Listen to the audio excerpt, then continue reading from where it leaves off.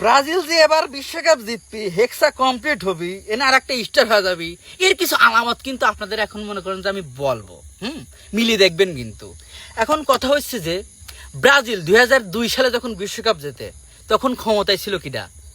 BNP. 2026 সালে ক্ষমতা কিনা? বিএনপি। বিতে ব্রাজিল একটা আলাদা টান কিন্তু আছে।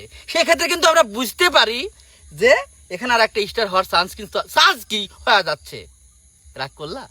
আর একটা চাক্ষুষ মনে করেন যে আলামত আমি দেই, সেটা হচ্ছে 2002 সালে যখন ব্রাজিল বিশ্বকাপ জেতে তখন ব্রাজিল সি গ্রুপে ছিল। 2014 সালে যখন জার্মানি বিশ্বকাপ জেতে তখন জার্মানি ছিল সি গ্রুপে।